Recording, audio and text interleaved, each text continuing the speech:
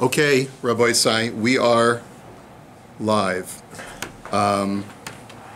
So we're on DAF Yud Zayin Amud Aleph, and we're at the Kuf Yud Ches Amud Aleph, and we're at the two dots Omar Mar, Rabbi Shimon Omer v'chulei. But there was a lengthy brisa yesterday where there was a dispute among various Tanoim as actually what took place during the time of Heter Habamos, when there was a Bama Gedola in Gilgal, and Rabbi Shimon had a unique shita. He said, "Af tzibor lo hikrivu ela psachim v'chovos shekavu lahem zman." He said that the tzibor also, even on the Bama Gedola, on the large Bama in Gilgal, were only permitted.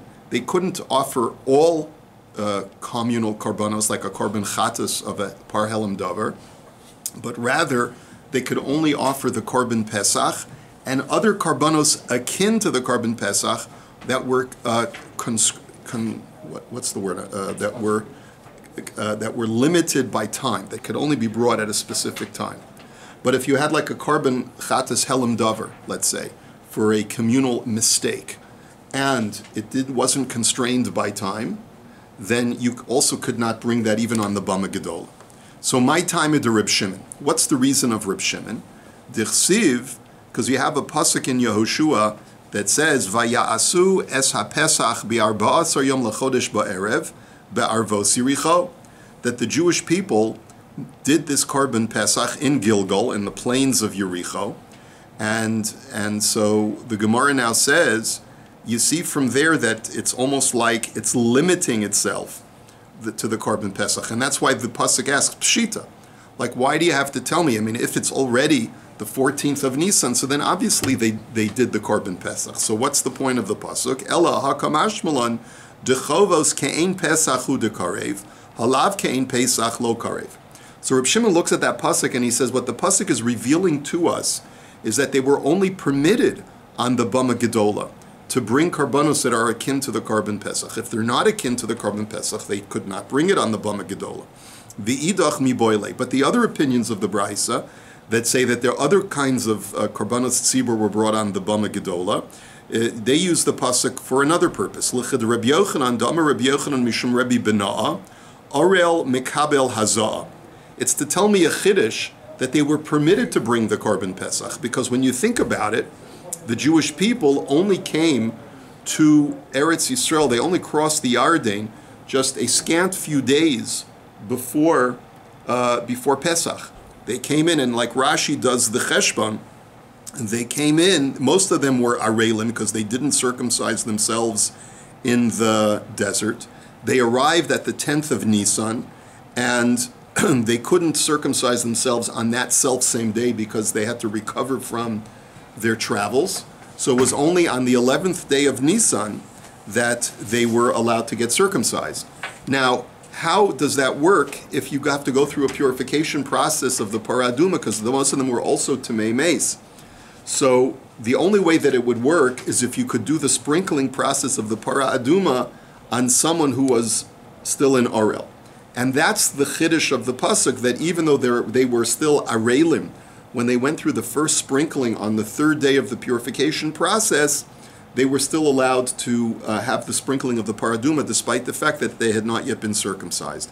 And that's the chiddush of the pasuk, that they were able to bring the korban Pesach because they were able to go through the purification of the paraduma despite still being in Orel. Now, Tani Tana Kameder of Ada Bar Ahava, Ein Bein Bama Gedola LeBama Ketana, Ela Pesach V'chovos HaKavu Lahem Zman. So the Brisa was taught in front of Rav Ada, seemingly exactly what Reb Shimon says, that the only types of karbanos that could be brought on the Bama Gedola were the korban Pesach and karbanos that are akin to it, that have a fixed time. So Amar Lei tetargim asnichsach ba'olas chova di'ika olas nedava. So when Rav Ada heard this, he said that there's an inference to make from here. He says, because what you're essentially saying is that only on the Bama Gedola could they bring communal karbanos, and by contrast, on the Bama Ketana, something that corresponded to that for the individual they could not bring. So what he was telling them is, any kind of time-constrained korban ola could be brought by a community on the Bama Gedola, whereas a corresponding type of ola on the Bama Ketana could only be brought as a voluntary korban by the individual, but not as an obligatory korban by the individual. Di'i chatas yachidhu chovos de kavia leizman mi'ika. Because if you're telling me that a korban chatas also could be brought on the Bama Gedola, provided that it had a constrained time, that it was limited to a time, there's no such thing as a korban chatas that has a limited time for which it must be brought by the tzibor. So therefore, in other words, I'm sorry, di'i chatas de kavia leizman mi'ika. Since when is there an individual korban chatas which has a fixed time? In other words, essentially what Rav Ada is saying is that according to this brisa, not only are you limited on the Bama Gedola to bring only karbanos tzibra that have a fixed time, but it's not all fixed time communal karbanos that can be brought on the Bama Gedola. Only olas and korban pesachs that have a fixed time, but a korban chatas that has a fixed time also may not be brought on the Bama Gedola. And because there are certain chataos that have a fixed time, like the Yom Kippur chatas and other types of chatas that can only be brought at a certain time, and also the goats that are brought on the regalim, on the shalosh regalim, also is a korban chatas, but they cannot be brought on the Bama Gedola either. Why? Because there is no corresponding korban chatas for the individual that is a fixed time that you would want to suggest can only be brought on the Bama Ketana, as a voluntary offerings. There is no such thing as a korban chatas that has a fixed time. So therefore, he's making an inference and basically saying that not only is it limited to fixed time karbanos on the Bama Gedola, but it's even a subset of that. You can only bring the korban pesach and things that are akin to it, like a korban ola that have a fixed time. Now, frek the Gemara velukma b'mincha chova dahayika chavitin. So the Gemara answers. So the Gemara then asks, why don't you also say that maybe maybe what the brisa means to say that it's talking about a korban mincha, because there's a korban mincha that a tzibor might have to bring, and because there are time-bound karbanos mincha that an individual you might have thought could bring on a Bama Ketana, and maybe that's what the brisa is referring to. So the Gemara answers, kasavar ein mincha bebama. The answer is, in other words, maybe what the brisa is referring to is a mincha that could be brought on the Bama Gedola, which is time constrained, and a corresponding minchas nedava is the only thing that can be brought on a Bama Ketana. So the Gemara says, no, this Tana holds that Ravada Bar Ahava holds that there's no such thing as bringing a korban mincha on a bama. You can only bring animal sacrifices with blood on a bama, but you bichlal could not bring any menachos at the time of heter habamas. So basically, that's the conclusion of the Gemara having to do with Rabbi Shimon's shita. Rav Ada modifies Rabbi Shimon's shita to say that not only time-constrained karbanos are the limitation to what can be brought on a Bama Gedola, but even within that, there's a subset of the korban pesach and karbanos ola that are obligatory for the tzibur to bring. Okay, bo'u l'shilo v'chulei. So then the Mishnah had said that they came to Shiloh, and you were allowed to eat kodshei kodshim only within the kloim, only within the confines of the structure of the Mishkan itself. And Kodshim Kalim was Bechol Haroa. And as far as Kodshim Kalim, which when we have a temple, have to be eaten within the city of Yerushalayim, the walled city of Yerushalayim, when it comes to Kodshim Kalim with the Mishkan in Shiloh, it's what's called Bechol Haroa, which means that you have, wherever you can stand and you can still see the Mishkan in Shiloh, you're allowed to eat Kodshim Kalim. But once you can no longer see the Mishkan, you can no longer eat Kodshim Kalim. So it's not confined by a physical borderline, like it is in Yerushalayim, like a wall, but rather it's based on the visibility of the Mishkan. So, Minahanim Ili, how do we know this? Amar Rabbi Chia bar Abba, Amar Rabbi Yochanan, Kasav Echad Omer Vativiyehu Beis Hashem Shiloh. Oh, so the first thing we need to examine is that the Mishnah had also told us that Shiloh did not have a ceiling, but rather was at the base, was made out of stone, and then from there it went up and it was made out of a kind of fabric walls. So it was started off as a stone wall, and then it continued upwards as fabric, as urios. Okay, and so the Gemara now says, so how do you know this? And I hope I'm explaining this correctly. That's what the Mishnah had said on Daf Kuf Yud Beis Amud Beis. It says that V'lo hayasham tikra ela beis avonim bilvad milamata v'hayurios milamalan. Right, it was a stone structure on the bottom, and yuriot was sort of basically the sort of whatever it was, canvas or whatever it was, to surround the rest of the structure going up. So how do we know that? So it's based on a pasuk which seems to contradict itself. It says, "Vativiyehu beis Hashem Shiloh v'hanoar noar." The very beginning of Sefer Shmuel, it says that Chana brought Shmuel to the house of Shiloh. So that pasuk indicates that it was a structure. So, and then, Echad Omer, Vayitosh Mishkan Shiloh Ohel. There's another pasuk that says that Shiloh is referred to a tent. So how do you reconcile that? Shikein ba'adam. Uchsiv vayimas ba'oel Yosef v'shefer Ephraim lo bachar. Some take out this pasuk because it's really superfluous, but it's basically saying that the ohel is a reference to the Mishkan that is in the place of the Shevet of Ephraim. So hakate sad lo haisa sham tikra el avonim milamatan v'yirios milamalan v'hi haisa menucha. So therefore you must conclude that it was not a complete structure of a formal house like the Beis HaMikdash, but rather it's a bias at the base because it's stone walls from the floor going up. But at some point, it would continue only as fabric walls like a tent. Next, Kodshe Kodshim, Minahani Mili. So the question is, that's the question of B'chol Haroa. How do you know that Kodshim Kalim can be eaten wherever there's visibility of the Mishkan? Amar Rabbi Oshia da Amar Kra, Hishamer Lecha Pen Ta'aleh Olosecha B'chol Makom Asher Tir'eh. B'chol Makom Asher Tir'eh I Ata Ma'aleh, Aval Ata Ochel B'chol Makom She'ata Ro'eh. See, the pasuk in Sefer Devarim, which is talking about when you come to the menucha, when you come to the resting place in Shiloh, is alluding to this idea, and it says, be very careful not to offer sacrifices wherever you have visibility. So what we can infer from that pasuk is, I grant you I cannot offer on a mizbeach wherever there's visibility, but I can eat the meat of the karban wherever there's visibility. So I'm limited to the mizbeach inside the Mishkan, but when it comes to actually eating, then I am allowed to eat it wherever there's visibility. Ema b'chol. You can't sacrifice it.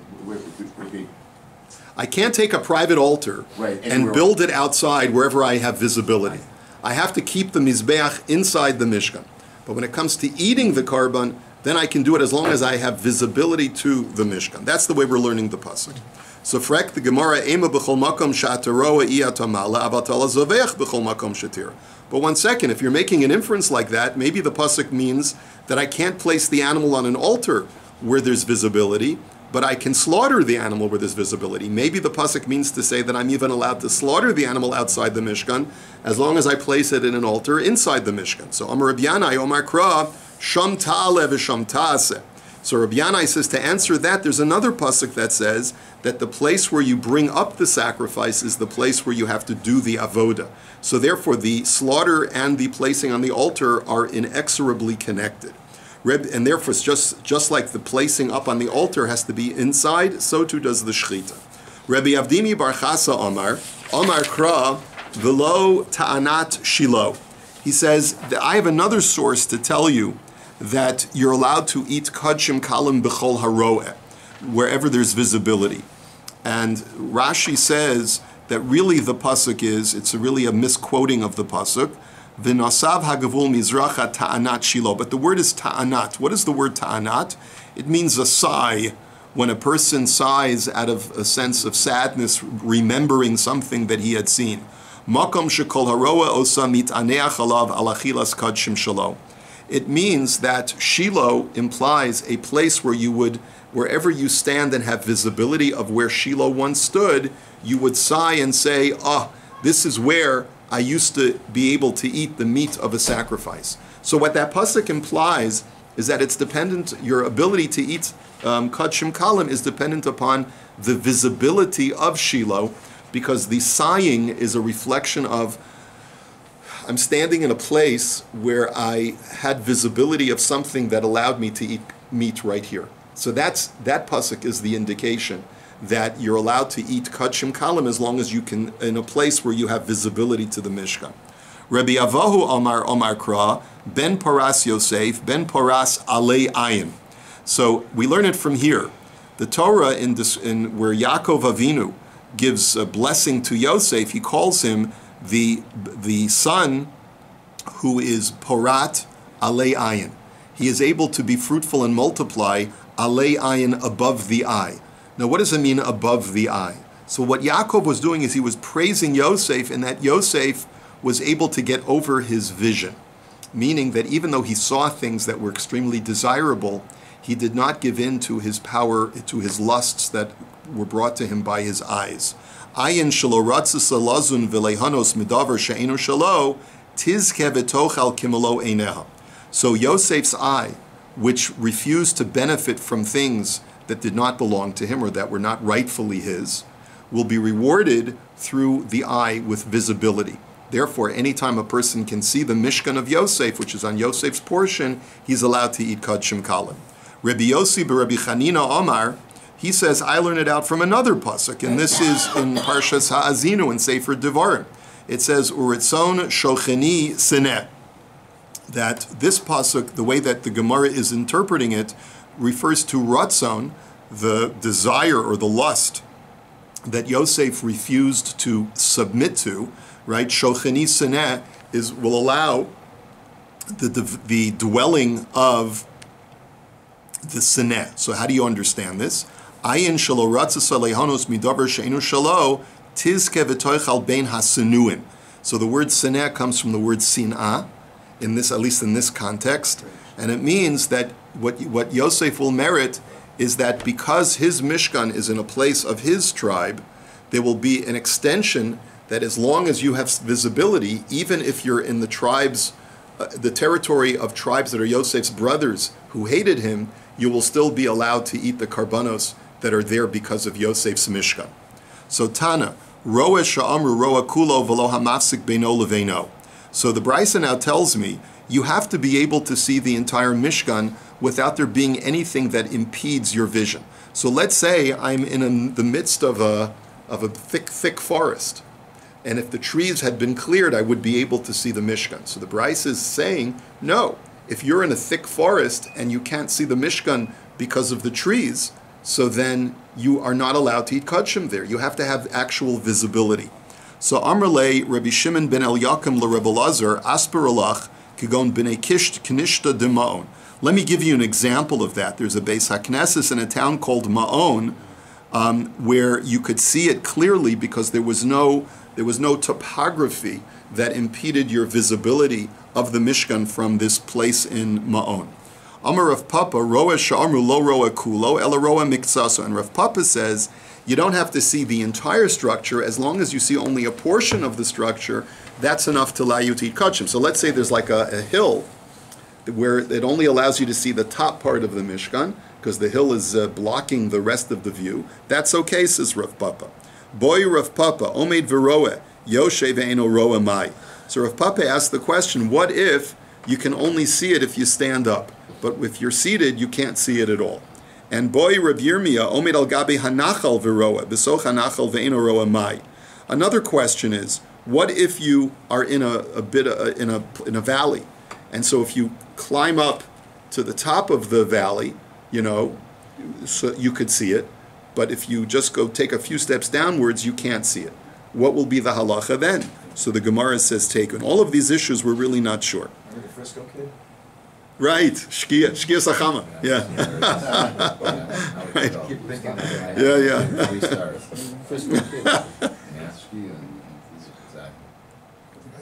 I don't want to hurt you, I just want to eat you. Anyway, Ki Asa Rav Dimi Amar Rebbe Bishlosha Mekomo Sharsa Shechina Al Yisrael.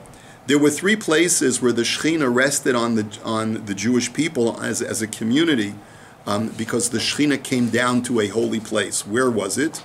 B'Shilo, V'no V'Givon, U'Beis Olamim. The Shechina came down to the Mishkan in Shiloh. It came down to Nov and Givon, where the ark rested temporarily for 57 years between the destruction of Mishkan Shiloh and the construction of the temple. And finally, the Shechina rested in the Beis HaMikdash. Uvekulon lo sharsa ela b'chelak binyamin. But in all 3 cases, there was the Shechina only rested in Binyamin's portion, which is strange because it's one thing to say that it rested in Yerushalayim in Binyamin's portion, but how could it rest in Shevet Binyamin if the Mishkan was in a totally different territory? So we're going to see that in just a second.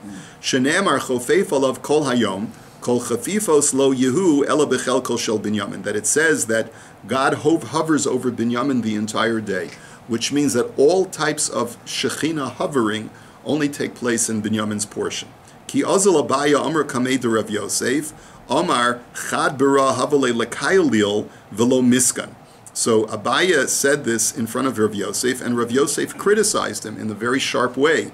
He said, "Oh, alas, your father, whose name was Kailil, only had one son, and that one son is not really that great." In other words, what basically he was telling him, you're misunderstanding, if you could say such a thing, because v'hakasiv vayitosh mishkan Shiloh uchesiv vayimas ba'ol Yosef uv'shevet Ephraim lo bachar. It says that God forsook the Mishkan of Shiloh, and it says that God despised the tent that was in the tribe of Yosef and did not choose the tribe of Ephraim. So don't those psukim imply that God did not rest His Shechina in Mishkan Shiloh? So how can you, Abaya, say the opposite? So Amar Rav Ada, Mai kakashale dilma Shechina b'chelak Binyamin v'sanhedre gedola b'chelak Yosef midabansina b'veis olamim d'Shechina b'chelko shel Binyamin v'sanhedrin b'chelak Yehuda. He says, I don't understand where Yosef's problem is. Maybe even when there was a Mishkan in Shiloh, in Yosef's portion, in Ephraim's portion, maybe the Shechina still rested in the portion of Binyamin, just like we had that in the Beis HaMikdash in Yerushalayim, where the Sanhedrin convened in one chamber in the Beis HaMikdash in Yehuda's portion, and the Kodesh HaKadoshim was in the portion of Binyamin. And the Shechina therefore rested only in the portion of Binyamin, but didn't extend to wherever Binyamin's tribe was not. So maybe the Shechina is taka residing in the Shevet of Binyamin, while the Mishkan is in the portion of Ephraim. Maybe that's what we mean. So the Gemara says, but wait a minute. He says, Amar lei, hachi hashta hasa mikarven nachalos gabi hadadi, hacha mi mikarven. So the Gemara says, one second, that's only going to work in Jerusalem, where Binyamin's portion abuts Yehuda's portion, and it's divided within the Beis HaMikdash so that the Kodesh HaKadoshim is in the place of Binyamin, and immediately adjacent to that is in the Azara is the place of Shevet Yehuda. But how can you say that if Mishkan Shiloh is inland all the way in the portion of Ephraim? How could you say that an abutting portion is Shevet Binyamin where the Shechina is going to rest? You can't say that. But no, the Gemara says maybe you could, because Hachanami Mekarvan, Kida Amar Rebbe Chama B'Rebbe Chanina, Ritzua Haisa Yotzeis Mechelko Shel Yehuda V'Nechneses Lechelko Shel Binyamin, Uba Haya Mizbeach Banui, V'ha Binyamin Atzadik Mitztar Aleha Levola'ah. He says, because we know we have a tradition from the previous Gemara, and a Gemara in Megillah, and Gemara in Yoma, that says that the abutment was not an exact straight line, but that it was almost like gerrymandered. You know that word where it's like, they carve out the border, so that Yehuda's portion actually abutted Binyamin, but it extended, a little portion extended further west to enclose the Mizbeach. And Binyamin was upset about that, because Binyamin said, hey, why is a little strip of Yehuda coming out and consuming the altar? I want the altar as well.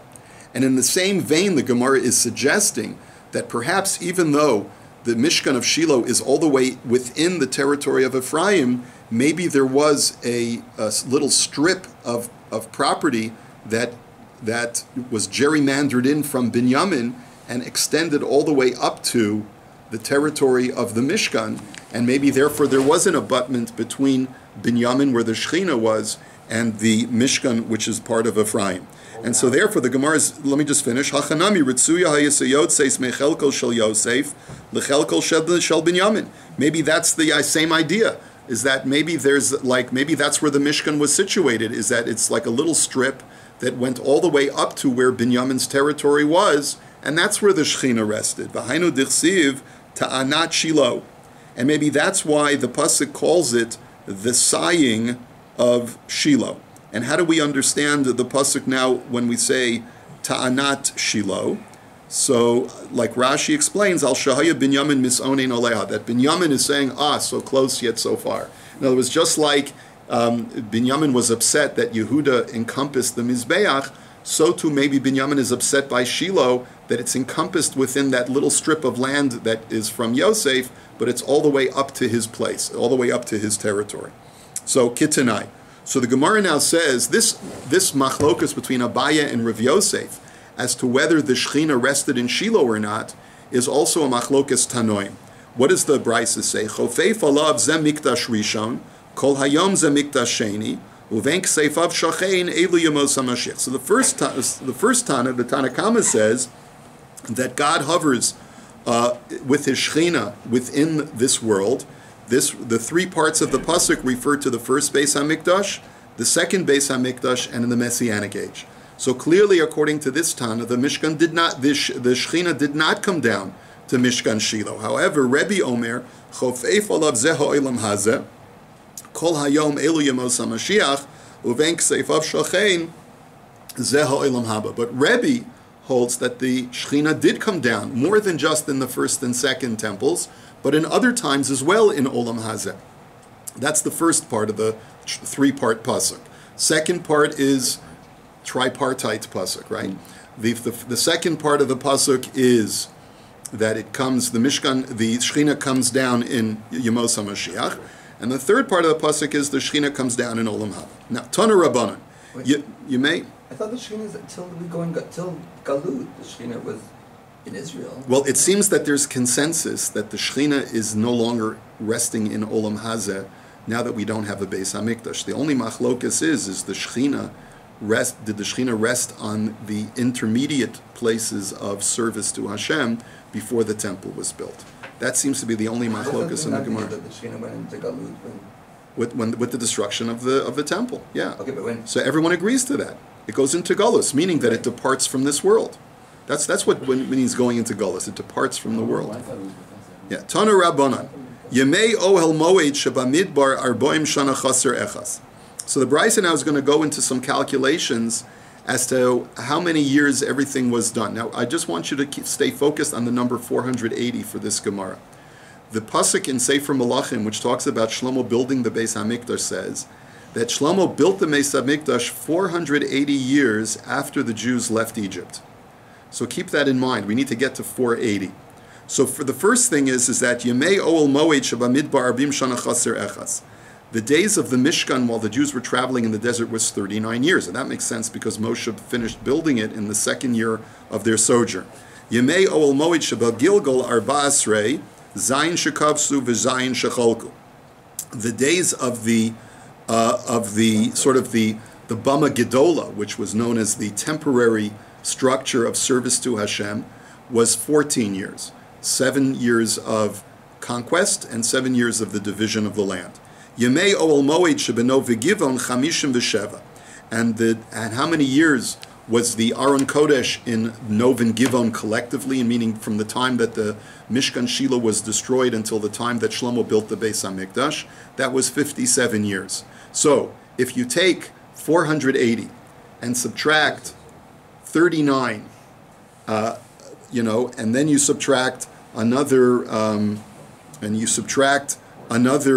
another 14, and then you subtract another 57. Nishtairu l'shilo gimel meos v'shivim chaser echas. You're going to get 369. Okay, and now we're going to go through the calculation. So Yemei Oel Moed Sheba Midbar Arboim Chaser Echas Minolan. How do we know that the Mishkan was for 39 years in the desert? De Amar Mar Shana Rishona Asa Moshe Es HaMishkan Shniya Hukam HaMishkan V'Shalach Moshe Meraglim. Because it says that the first year they were in the desert, Moshe constructed the Mishkan. But in the second year, it was finally erected and put to use. And that's the same year that Moshe sent out the Meraglim. Shebal Gilgal Arba'asrei Sheva Shekav Shuva Sheva Shecholku Minolan. So the Gemara says there are 14 years. We know that it took 7 years for the conquest and 7 years for the division. Now, how do we know that that's 7 and 7, 14 years?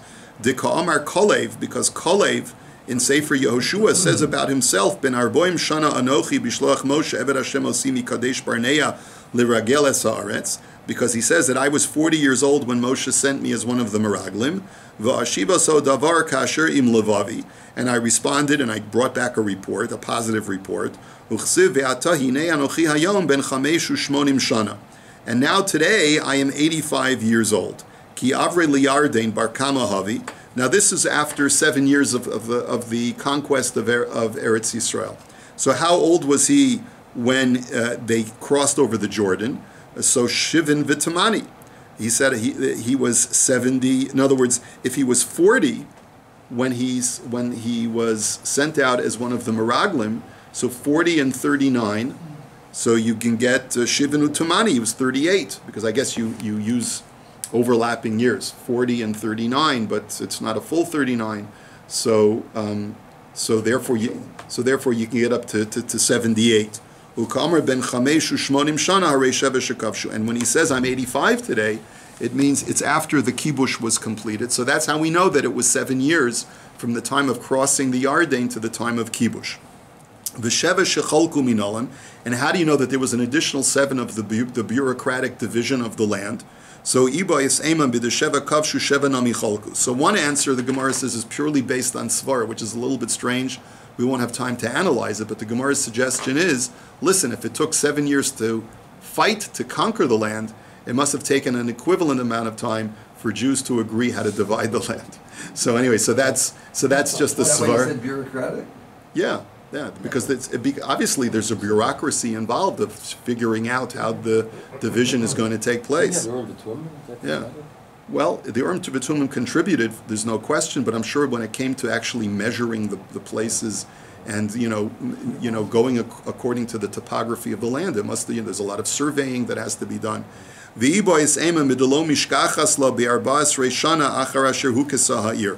Another answer, says the Gemara, is all the way fast forwarding to the book of Yechezkel. And in Sefer Yechezkel, he says in his statement, Yechezkel says that 14 years after the temple was destroyed, it was a Yovel year. And the only way that cheshbon can come about is if the Yovel cycles only began after 14 years after crossing the Jordan River. And the Rashi goes through the calculations. But the bottom line is that in order to reconcile the pasuk in Yechezkel, you have to say that it took 14 years for them to begin the Shemitah and Yovel cycle. Now, Oel Moed shebeno v'givon chamishim v'sheva minolan. And how do you know that the Aron was in captivity for those 57 years? In other words, not really captivity, but that it was sort of in limbo. It was not in a Mishkan, and it was not in a temple. That's for 57 years in collectively in Nov and Givon. How do we know that? So that because we have a pasuk at the beginning of Shmuel which says that the Philistines captured the ark and took it into captivity. And we know that happened when Eli was still the Kohen Gadol. And it says that when Eli heard about it, he leaned back and passed out and died, because I guess he hit his head and died. Now, Vitana kishemes Eli hakohen char v'shilo. And our tradition is that when Eli died, that's also not only when the Aron was stolen, but it's also when they actually destroyed the entire Mishkan of Shiloh. So therefore, Ubo Lenov kishamei Shmuel Haramasi. And they came to Nov when Shmuel passed away, many years later, because Shmuel rose to power as soon as Eli died, and when Shmuel died, they came to Nov Ir Kohanim. So Char v'Nov u'bo legivon. When Nov was destroyed, they came to Givon. Uchesiv vayihi miyom sheves Aaron b'kiryat Ya'arim vayirbu hayamim vayihi esrim shana vayoneu kol beis Yisrael acharei Hashem. And we know that it was for a period of 20 years that the Aron was brought to Kiryat Ya'arim. In other words, 7 months after the Philistines captured the Aron, we were able to get it back from the Philistines. So it counts really as part of the same year. And basically what the Pasuk says is that the Aron was sort of without a Mishkan, without a home, for 20 years, collectively in Nov and Givon. So Hani Esrim Shana, Eser Shana Shemolach Shmuel Ba'atzmo, those 20 years that the Aron was in limbo was under the leadership of Shmuel for the first 10 years. That's because when Eli died, Shmuel took over. And Vishana Shemolach Shmuel Vishaul. And then there was 1 year of transition between Shmuel and Shaul, where they sort of co-ruled together. And Ushtaim Shemolach Shaul. And there was also 2 years, right after Shmuel died, when it went to Novir Kohanim, when Shaul was the king. And then Shaul, of course, wiped out Novir Kohanim. And David HaMelech also at that same time took over and took the Aron from the destroyed city of Nov and brought it to it's also a temporary place in Ir David by Yerushalayim. So it says Vesheva de David, and so there were 7 years of that 20-year period when it was Nishtahin Nishtaher. He brought it right. So that was 7 years under I'm sorry, that was in Chevron. And so therefore, in other words, Kiryat Ya'arim, 20 years, is before the Aron is brought to Yerushalayim. It's in Kiryat Ya'arim, which is outside of Yerushalayim for those 20 years. So it's David, 7 out of those 20 years, David is the king. And then afterwards, David brings the ark to Ir David in Yerushalayim. So Dichsiv Hayamim Asher Malach David al Yisrael Mem Shana Bechevron Malach Zayin Shanim V'Goimer, because the pasuk tells us that he ruled in Yerushalayim Shloshim V'Shalosh Shanim. He ruled in Yerushalayim another 33 years after those first 7 years. So therefore, basically what we have is 20 years that it's in Kiryat Yarim, which is Nov and Givon. In other words, after Mishkan Shiloh was destroyed. Another 33 years of David HaMelech's reign, because he reigns for a total of 53 years. He reigns for a total of 40 years. 7 years of his reign, it is outside of Yerushalayim, and the remaining 33 years, it is inside Yerushalayim before he dies. And then he dies, and Shlomo takes over. So, Uvishlomo ksiv vayochel livnosa bishnas arba lemalchuso. And then it's only in the 4th year that Shlomo HaMelech completes the temple. So we've got basically 40 years of David's reign, plus an additional 13 years of before David's reign, where the ark was also in limbo. So that's 53, plus another 4 years of King Solomon, so that's 57. So that's how we know that during this time the ark is in limbo between the destruction of Mishkan Shiloh and the construction of the temple in Yerushalayim. And Nishtayru l'Shiloh shalosh meos v'shivim chaser echas. And that's how we know that the Mishkan in Shiloh stood for 369 years. Because when you take 480 and you subtract 14 and you subtract an additional 57, you are left with, you subtract 40 from the years in the desert, you subtract another 14 from the years of Kibush and Chiluk, and then you subtract another 57 of Nov and Givon, and you get 369. I'm just going to do that to confirm that for you now. So you get 480 minus 40 on the desert, minus 14, and then minus 57, and you get 369. Okay, so that's the conclusion of the Gemara. That's how I know that the Mishkan was in Shiloh for 369 years. Have a wonderful day. Have more children. You know that joke? No.